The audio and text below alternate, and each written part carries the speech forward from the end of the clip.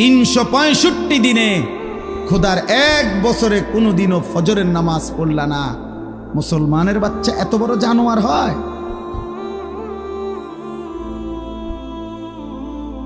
হ্যাঁ, মুসলমানের ঘরে এত বড় হাইওয়ান থাকে? তুমি মুসলমান, তুমি মুসলমান। 30 বছর মুসলমান সুদ খায়। মুসলমান প্রতিদিন ওজনে কম দেয়। মুসলমান সারা রাত নর্তকী দেখে, উলঙ্গ ছবি দেখে। মুসলমানের যুবক প্রতিদিন জিনার ব্যভিচার তালাশ করে। এই মুসলমান।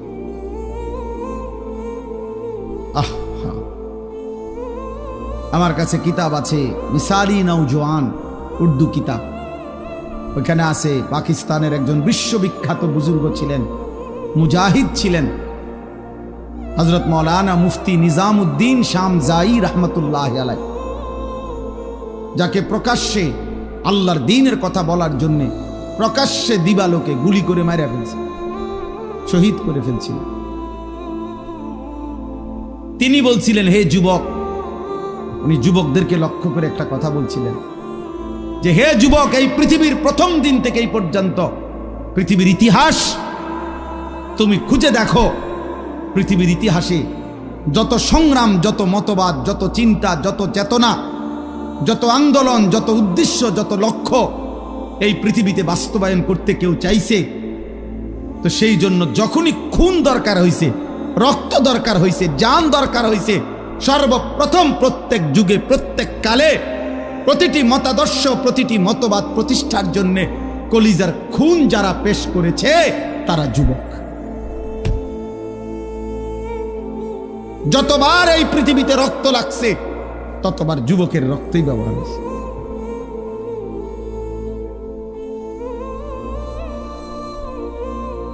নওজোয়ানের রক্তই খুনি ব্যবহার। এজন্য যুবকের রক্ত বড় দাম, যুবকের ঘন্টার বড় দাম, যুবকের সেকেন্ড বড় দাম। আল্লাহ বলেন, আমি ওকে নিজে শক্তি দিছি। আল্লাহুল্লাযী খালাকাকুম মিন দুআফিন, আল্লাহ বলেন, আমি তোমাকে প্রথম সৃষ্টি করেছি দুর্বল শিশু। সুম্মা জাআলা মিন বাদি দুআফিন কুওয়া, সেই দুর্বল শরীরে আমি আল্লাহই দিয়েছি শক্তি, যৌবন। সুম্মা জাআলা মিন বাদি কুওয়াতিন দুআফান ওয়া শাইবা, আবার সেই শক্তি সামর্থ্যবান শরীরে আমি আল্লাহ আবার দিয়েছি দুর্বলতা এবং বৃদ্ধ। এই জন্য নওজোয়ান, কথা তো ছিল তোমরা ইসলামের জন্য লড়বা, কথা তো ছিল তোমরা আল্লাহর দ্বীনের জন্য কথা বলবা। আহা, এমন সুন্দর জীবন তোমরা, শত শত যুবক একেবারে ঠান্ডা মাথায় পরিকল্পিতভাবে বুঝে শুনে এমন সুন্দর রাত, হায়াত, দিন, ঘন্টা, নারী দেখতে দেখতে, ছবি দেখতে দেখতে, মোবাইল দেখতে দেখতে, অশ্লীল উলঙ্গ দৃশ্য দেখতে দেখতে, অনাদরে অবহেলায় এমন সুন্দর ঘন্টা, মিনিট, সেকেন্ড শেষ করে দিচ্ছে। আহা, ঠিক হলো না। এই পৃথিবী গড়বে কে? তাই ইসলামের জন্য কিছু করবে কে? তাই আল্লাহর দ্বীনের জন্য কিছু করবে কে? বাপ, সারা পৃথিবীর মজদুম মুসলমানকে কে বাঁচাবে? বাপ, মাহাদির পক্ষ হয়ে লড়বে কে? তাইলে দাজ্জালের বিরুদ্ধে লড়বে কে? আল্লাহর দ্বীনের জন্য বুক সোজা করে দাঁড়াবে কে? তাই তোমরা তো আমাদেরই সন্তান। তোমাদের যাদের বয়স 16 বছর, আমার 16 বছরের সন্তান আছে। আমার প্রথম সন্তানের বয়স 16 বছর। অতএব তুমি আমার সন্তান। তুমি ভেবে দেখো তো, রাসূলুল্লাহ সাল্লাল্লাহু আলাইহি ওয়াসাল্লামের 2 জন বিখ্যাত সাহাবী, কিশোর সাহাবী, একজনের নাম ছিল সামুরা ইবনে জুনদুব রাদিয়াল্লাহু তাআলা আনহু, আরেকজনের নাম ছিল রাফি' ইবনে খাদিজ রাদিয়াল্লাহু তাআলা আনহু। 2 জনই কিশোর। কিশোর বলা হয় করিবুল বুলুগ, কিশোর বলা হয় এই 13, 14, 14.5, 15-র আগে, মানে যার বীর্যপাত শুরু হয় তাকে বলে যুবক। এর আগের টাইমটারে, এর আগের 1-1.5 বছর 2 বছরের কয় কিশোর। যার উপরে গোসল ফরজ হয় তার আগের সময়টাকে বলে কিশোর। ওনারা দুইজন ছিলেন কিশোর সাহাবী।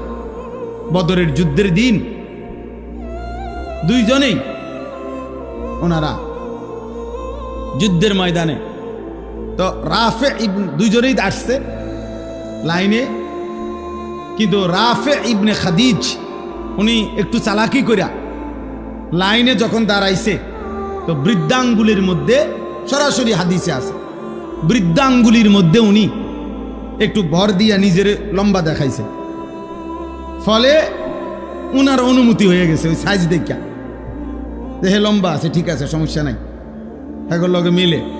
কিন্তু এই সামুরা ইবনে জুনদুব উনি আর এটা তো বোঝে নাই, উনি এমনি স্বাভাবিক দাঁড়ায় আসছিল, ফলে ওনারে একটু ছোট মনে হয়েছে, তো ওনারে সরাই দিছে মানে লাইন থেকে। উনি যখন বুঝছে ওনারে আর নিবে না, তখন উনি ওনার আব্বা কে বলছে, বাবা আপনি নবীকে বলেন আমারে তো নিবে না কয়। অথচ জানেন আব্বা ওরে যে নিছে রাফে ইবনে খাদিজকে, ও আমার লগে কুস্তিতে পারবে না, কুস্তি লাগলে আমি ওরে হারাই লেতে পারো, আপনি কম নবী, আমার শক্তি বেশি, আমি সাইজে ছোট। আল্লাহ নবী সাল্লাল্লাহু আলাইহি সাল্লাম শুনে অবাক হয়ে গেছে, বলছে আচ্ছা তো লাগো তো দেখি। তো সত্যি সত্যি সামুরা ইবনে জুনদুব রাফে ইবনে খাদিজকে কুস্তিতে হারাইয়া ফেলছে। আল্লাহ নবী সাল্লাল্লাহু আলাইহি সাল্লাম দুইজন কিশোর সাহাবীর জিহাদের আগ্রহ দেখে দুইজনকেই অনুমতি দিয়ে দিয়েছে। দোস্ত আমার, এ তো ইতিহাস, এটা গল্প না। একটা মাহফিলের আয়োজন হয়েছে আর আমরা কিছু কথা বললাম, আর আপনারা শুধু 2-4 বার সুবহানাল্লাহ কইয়া চলে গেলেন। না রে বাপ, এতটুকুর জন্য মাহফিল না, একটু বিবেক জাগানো, অনুভূতি জাগানো, আখিরাতের ফিকির জাগানো, পরকালের ভয় তৈরি করা, নিজেদের দায়িত্ব, কর্তব্য, আত্মপরিচয়। যে পরিচয় জানে না ভাইয়া, তার চাইতে বড় বদনসিব, হতভাগা আর কি।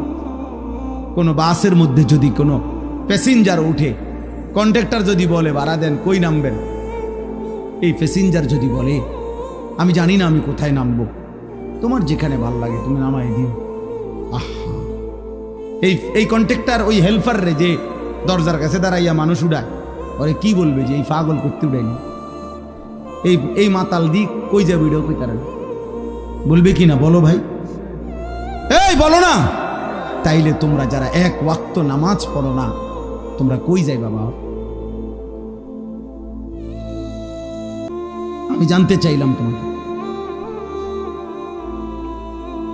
বলো না বাপ।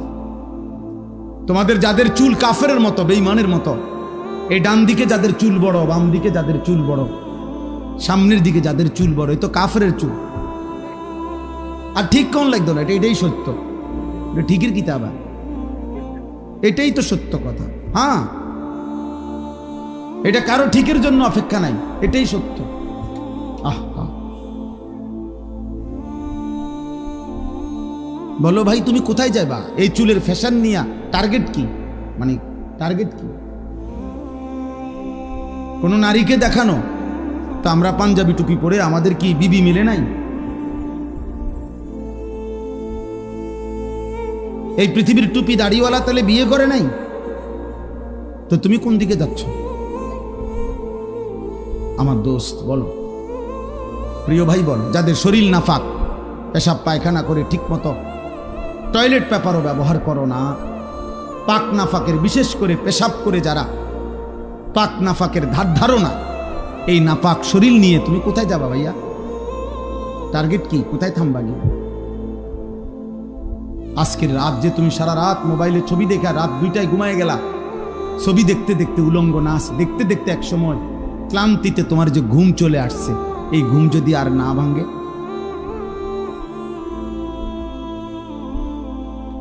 অনেক সিএনজির পিছনে লেখা থাকে, বাসের পিছনে লেখা থাকে, ঘুম ভাঙলে সকাল, না ভাঙলে পরকাল, লেখা থাকে না? ভেবে দেখো ভাইয়া, তো এই নাফাক শরীর কেউ তো জানলো না, তো তোমার গন্তব্য কোথায়? গন্তব্য কোথায়? এই জন্য আল্লাহ তাআলা বলছেন, বান্দা যাচ্ছ কোথায়? তুমি আমার থেকে ছুটবা কেমনে? আমি তো তোমাকে সৃষ্টি করেছি। ওয়ালাকাদ খালাকনাল ইনসান। এই জন্য এই কথা আল্লাহ প্রথম প্রত্যেককে মনে করাই দিছে, বান্দা মনে রেখো তুমি কিন্তু আমার সৃষ্টি। যদি তোমার সামান্য বিবেকও থাকে তাহলে তুমি আমার নাফরমানি কমপক্ষে করতে পারো না, কারণ আমি তোমারে বানাইছি, তুমি আমার। এই কায়নাত আমি সৃষ্টি করেছি তোমার জন্য। হুয়াল্লাযী খালাকা লাকুম মা ফিল আরদি জামিআ। আল্লাহ বলছে তামাম দুনিয়ার সব কিছু আমি আল্লাহ তোমাদের জন্য সৃষ্টি করেছি। ওয়াসাখখারা লাকুম মা ফিস সামাওয়াতি ওয়াল আরদ। আল্লাহ বলেন আসমান ও জমিনের সব আমি আল্লাহ তোমাদের অধীনস্থ করে দিয়েছি। আমি অধীনস্থ না করলে তোমাদের বিমান বাতাসে উড়তো না, আমি অধীনস্থ না করলে তোমাদের জাহাজ পানিতে ভাসতো না।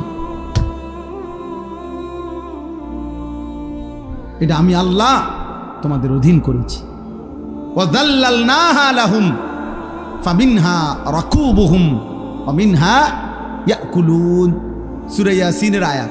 আল্লাহ বলেন চতুষ্পদ প্রাণী, গরু, ওট, মহিষ, গাধা, ঘোড়া, আল্লাহ বলেন এগুলো আমি তোমাদের অধীন করেছি। ফলে কোনোটা তোমরা জবাই করে গোশত খাও, আর কোনোটার পিঠে চড়ে তোমরা চলাফেরা করো। আমি অধীন না করলে পারতাম। একটা ঘোড়া তুমি তোমার মতো দেড় বিড়া বেড়া ঘোড়ারে তুমি সামাল দিতে পারতাম না, পারতা না। একটা লাথি দিলে তুমি উড়ে যাবে। কিন্তু আল্লাহ বলেন ওকে আমি তোমার অধীনস্থ করে দিয়েছি বান্দা। তাহলে এই গোটা কায়নাত আমি তোমার জন্য দিলাম, তোমাকে আমি বানাইলাম। মিন আইয়ি শাইইন খালাকাহু ফাকাদ্দারা সুম্মা সাবিলা ইয়াসসারা। আল্লাহ বলে ধীরে ধীরে আমি সৃষ্টি করেছি। একদিন মায়ের পেট থেকে আমি তোমার বের হওয়ার রাস্তা সহজ করে এই পৃথিবীর আলো দেখবার সুযোগ দিয়েছি। আমি সুযোগ দিয়েছি বান্দা। আলাম নাজআল লাহু আইনাইন। আল্লাহ বলে দুইটা চোখ। বলো তো বান্দা, তোমার বিবেক যদি থাকে তুমিই বলো আমি কি তোমাকে দুইটা চোখ দেই নাই? কথা বলেন, উত্তর দেন। দিয়েছেন? ওয়ালিসানাও ওয়া শাফাতাইন। আল্লাহ বলে জিহ্বা আমি দেই নাই?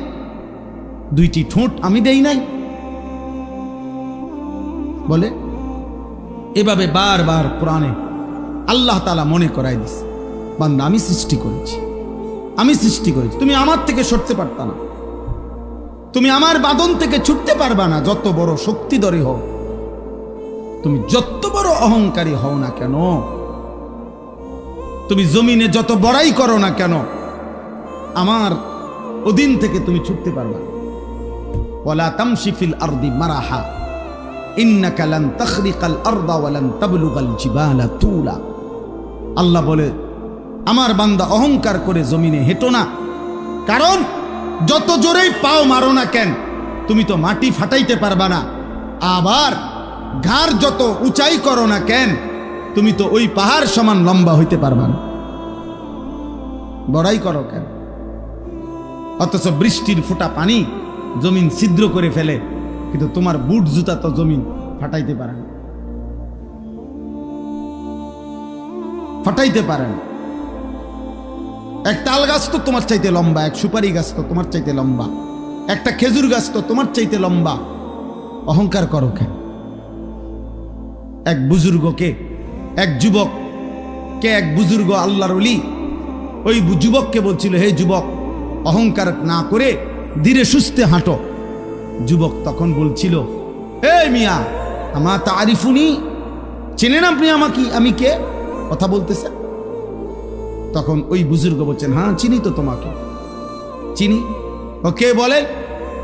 ও চিনি তোমাকে, তুমি হলা সেই মানুষ যার প্রথম শুরু ছিল দুর্গন্ধযুক্ত নাপাক একটু বীর্যের ফোঁটা।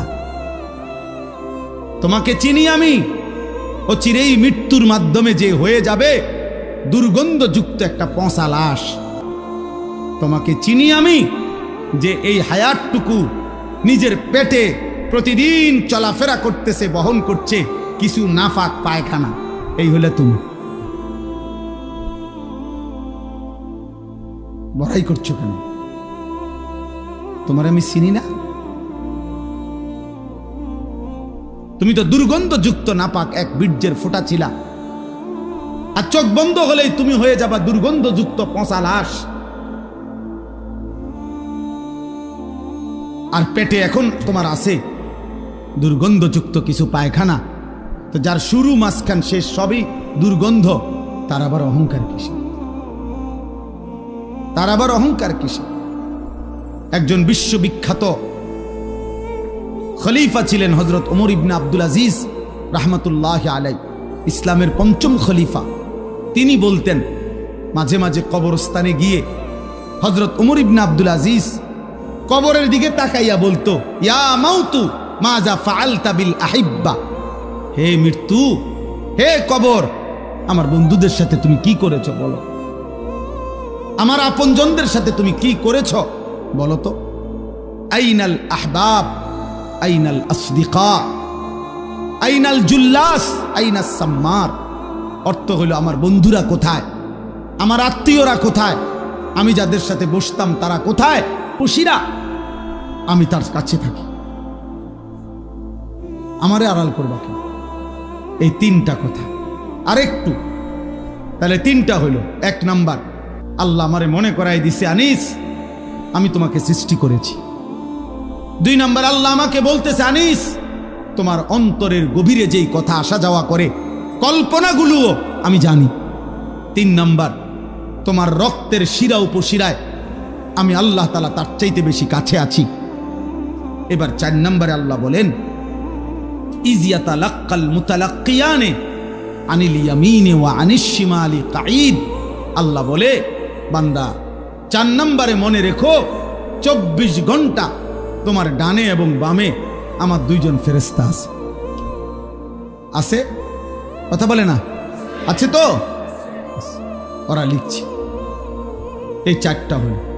5 নাম্বার, মা ইয়ালফিজু মিন কাউলিন ইল্লা লাদাইহি রাকিবুন আতীদ।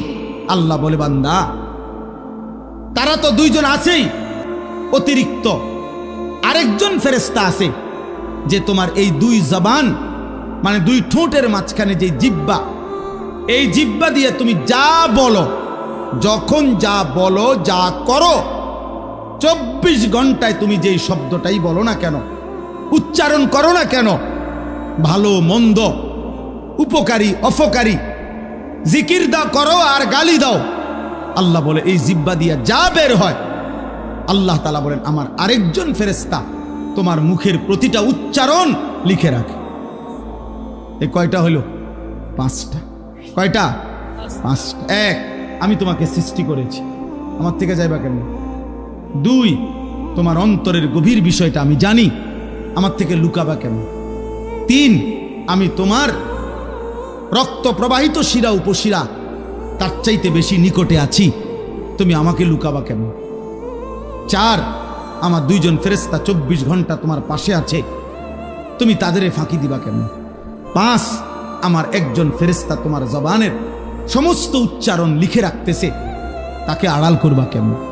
এবার আল্লাহ বলেন শেষ কথা হলো এই, আল্লাহ তাআলা বলেন ওয়াজাআত সাকরাতুল মাউত বিল হক। বান্দা এই আমি দেখতেছি, আমি জানি, আমি তোমার কাছে আছি, আমার দুইজন ফেরেশতা, আমার একজন পৃথক জবানের কথা লেখার ফেরেশতা, এই পুরা তত্ত্বাবধানের ভিতরেই আমি আল্লাহ তোমারে জানিয়ে দিলাম, তুমি কাজে লাগাও বা নষ্ট করো হায়াতটাকে, আমল করো কিংবা নাফরমানি করো, আনুগত্য করো আর অবাধ্যতা করো, তুমি মনে রাখো এই অবস্থাতেই একদিন তোমার ওয়াজাআত সাকরাতুল মাউত বিল হক, সত্য সত্য কাজে লাগাও আর বরবাদ করো, একদিন সত্যি সত্যি তোমার মৃত্যু যন্ত্রণা চলে আসবে, মৃত্যুর সময় হয়ে যাবে। আর প্রত্যেক মানুষের মৃত্যুর সময় সর্বপ্রথম তার একটা মৃত্যুর যন্ত্রণা শুরু হয়, এটারে সাকরাতুল মাউত বলে। এরপরে আজরাইল আইসা মালাকুল মউত তার জান কবজ করে, জান কবজের আগেই তার একটা মৃত্যুর যন্ত্রণা হয়। আল্লাহ বলে যালিকা মা কুনতা মিনহু তাহিদ। এই মৃত্যু যন্ত্রণা থেকেই বান্দা, এই মৃত্যু থেকে তুমি গত 40 বছর, 30 বছর, 60 বছর পলায়ন করতে চেয়েছিলে, কিন্তু সেই মৃত্যু যন্ত্রণা শুরু হবে। মৃত্যুর সময় আসবেই আসবে।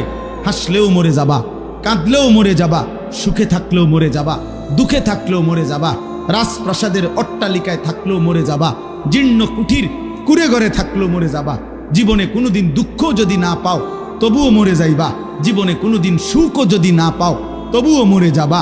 কোনোদিন যদি না হাসো তাইলেও মৃত্যু হবে, কোনোদিন যদি না কাঁদো তাইলেও মৃত্যু হবে। 7টা মহাদেশের মালিক হলেও মরে যাবে, কোনো কিছুর মালিক না হলেও মরে যাবে। প্রিয় বন্ধু, শুধু মৃত্যু না ভাইয়া, একটা সাংঘাতিক কথা, এই শেষ কথাটা মনোযোগ দিয়ে শুনেন। সাকরাতুল মাউত, মৃত্যু যন্ত্রণা, প্রত্যেক মানুষের মৃত্যুর যন্ত্রণা হবে। এটা আল্লাহর ফয়সালা। সে নবী হোক, উম্মত হোক, পৃথিবীর সর্বশ্রেষ্ঠ নেককার হোক আর পৃথিবীর সর্বশ্রেষ্ঠ কাফের হোক, নাফরমান হোক, মৃত্যু যন্ত্রণা সবার হবে। তিনি নবী হন আর উম্মত হন, মৃত্যু যন্ত্রণা সবার হবে। আমাদের প্রিয় নবী সাল্লাল্লাহু আলাইহি ওয়াসাল্লামেরও সাকরাতুল মাউত, মৃত্যু যন্ত্রণা ছিল, বিশুদ্ধ হাদিসের মধ্যে আছে। ইমানদারেরও মৃত্যু যন্ত্রণা হয়, নাফরমানেরও মৃত্যু যন্ত্রণা হয়। বাকি একটু পার্থক্য হইল, ইমানদারের মৃত্যুর যন্ত্রণা যখন শুরু হয়, খুদার কসম ইমানদার তখন খুশিতে আনন্দে উৎফুল্ল হয়ে যায়, আর দিল দিয়া তখন ভাবে আমার বন্ধুর সাথে মোলাকাতের সময় হয়ে গেছে। গত 40 বছর আমি যারে ডাকতাম দিবানিশি, আমার সেই মহান মাওলা, আমার মালিকের সাক্ষাতের টাইম হয়ে গেছে। এজন্য মুমিনের মৃত্যু যন্ত্রণা তার কাছে আনন্দকর, আনন্দকর, মজাদার, তৃপ্তিদায়ক। কারণ সে বুঝে এবার আমার মাহবুব, এবার আমার মাওলা, এবার আমার আল্লাহর সাথে আমার সাক্ষাৎ হবে। কিন্তু প্রিয় ভাই, আমি এই কথাটাই শুধু বুঝাইতে চাই। তাফসীরের মধ্যে আছে, কোন নাফরমানের, কোন পাপী আল্লাহর প্রতি ঠিক মতো ঈমান নেয় নাই, হারামের উপরে ছিল, চুরি, ডাকাতি, জিনা, ব্যভিচার, মদ, জুয়া, সুদ, ঘুষ, কিস্তি, মা বোন বেপর্দা, বেহায়া, নাটক, সিনেমা, নাচ, গান, অশ্লীলতা, বেহায়াপনা, হারাম উপার্জন, এভাবে যে ব্যক্তি জীবন কাটাইছে, একটা উদাহরণ শুধু তাফসীরের মধ্যে লেখছে। ভাইয়া, এই উদাহরণটা শুধু শোনো, ছেলেরাও, বাবারাও, আমিও।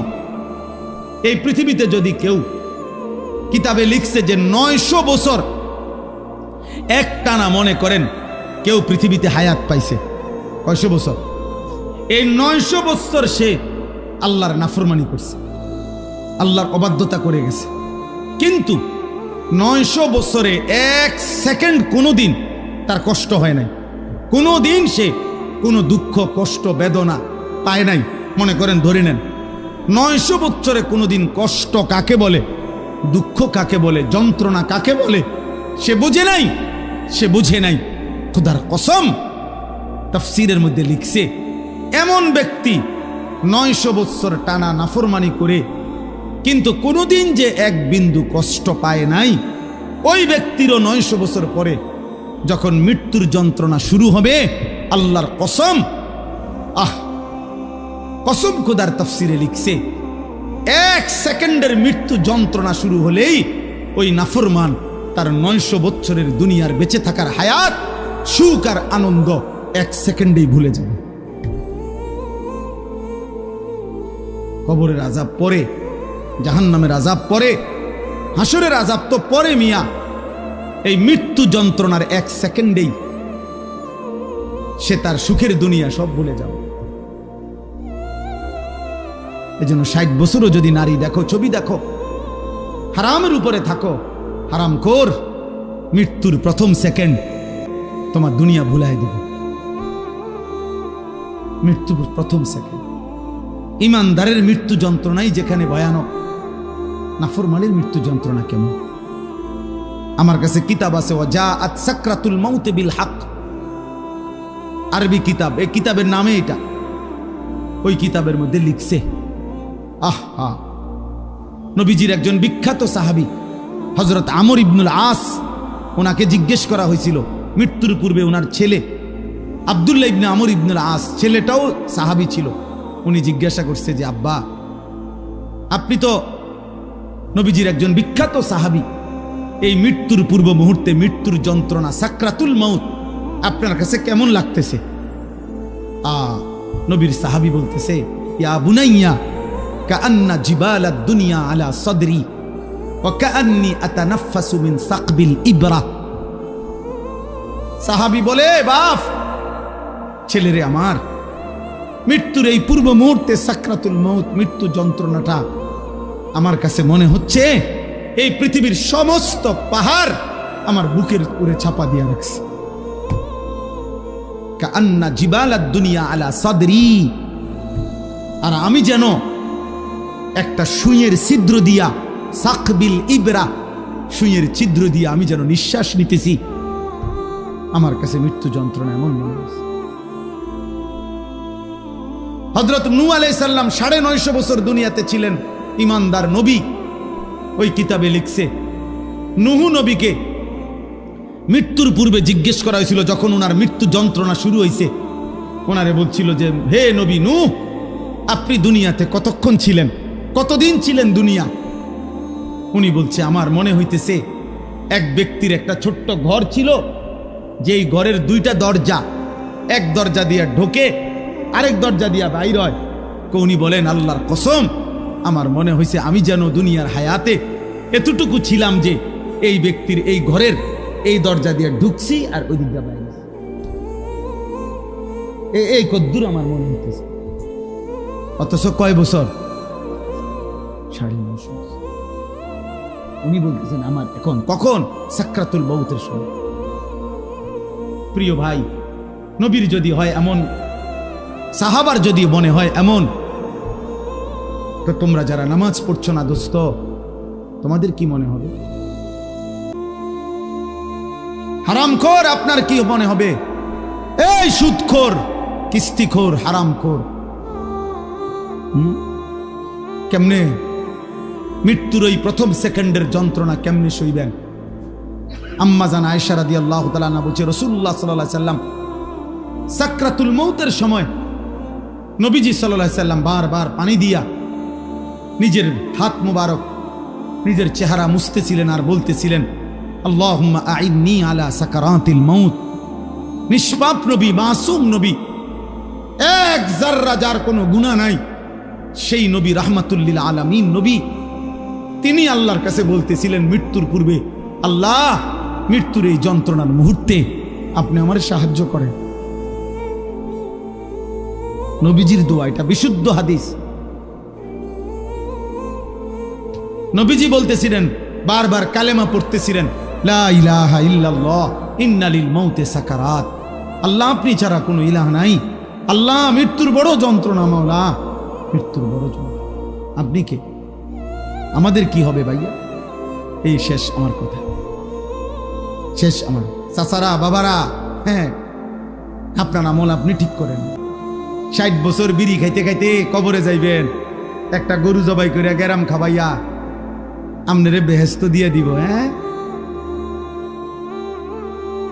হ্যাঁ, ৪১ দিনের দিন গেরাম খাবাইয়া ৩ গরুর রূপে বর করে আমনে বেহেশতে যাইবেন গা। কি ভাবছেন চাচা? মস্কারি নাকি?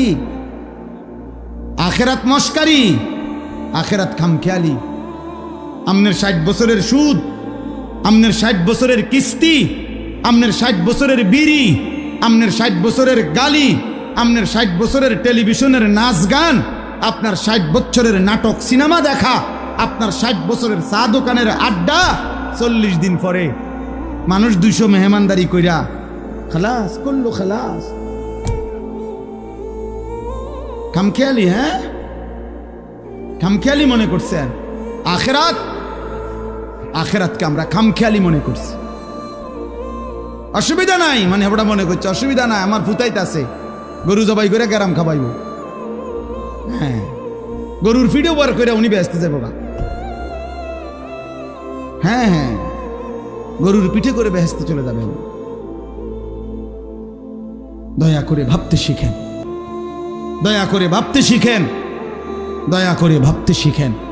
আপনার ঈমান, আপনার আমল, আপনার সেজদা। আমি প্রত্যেক দিন বলি, আজকে ওই শেষ কথা বলে গেলাম। আমি অসংখ্যবার এই কথা বলি যে বাপ ভাই, দুনিয়ার ঘর আমনে একা না হইল, আমনে পুরা শেষ করতে না পারলো অসুবিধা নাই, যে দূর পারেন রাইখা যান, বাকিরা আইসা করবে। হয়তো দাদা বিট বাঁধা গেছে, বাফে আইসা হয়তো সার ডালাই দিছে, এরপরে ফুতে আইসা চারিদিকের ইট গাইথা রুম দরজা জানালা সব ঠিকঠাক করে এখন থাকে। এরম হইতে পারে যে 3 পুরুষ মিল্লা একটা বাড়ি হয়তো ঠিক করছে, মাটির উপরের দুনিয়ার ঘর তো এটা সাজাইতে পারে এমন। কিন্তু আমার শেষ কথা, কবর নামের ওই ঘর, মাটির নিচের যেই ঘর, আপনার ঘর যদি আপনি না সাজাইয়া যান, খোদার কসম আমনের ফুত নাতি সাজাবে না। গরুর গোস্ত আর ফার্মের মুরগা দিয়া, পাঙ্গাস মাছ দিয়া আমনের কবর রাজা মা হইত না কাকা। জি না, কিছু সোয়াব হইতে আরে, কিন্তু ফিডা আশা করা যায় না। মাটিতে তো পড়ব, উনি তো মাটিতে থাকতে পারবেন। আল্লাহ আমাদেরকে হেফাজত করেন। এজন্য সাদ খানের বিরোধিতা করবেন না, নিজের ঈমান আমল নিয়ে ভাবেন, মসজিদের সাথে সম্পর্ক করেন, নামাজের সাথে সম্পর্ক করেন। দুনিয়ার প্রয়োজন শেষ করতে পারতেন না, আমনে সত্য মিথ্যা সুদ ঘুষ কিস্তি দিয়েও আপনার সংসারের প্রয়োজন আপনি শেষ করতে পারবেন না। আপনি মরার পরেও সংসারের বহু খরচ বাকি থাইকা যাবে। আমনে মরার 6 মাসের মাথা দেখবেন আমনের ঘরে সোফার কোনা ভাঙ্গা গেছে, জানালার গ্রিল নষ্ট হইয়া গেছে, দরজার সিটকারি খুলিয়া গেছে, বাথরুমের প্লাস্টিকের দরজা ইডি ভাঙ্গা ঠুরঠুর হয়ে গেছে, জুরজুর হইয়া গেছে। এগুলা নাই, অনেক কিছুই আবার করতে হবে সন্তানরা।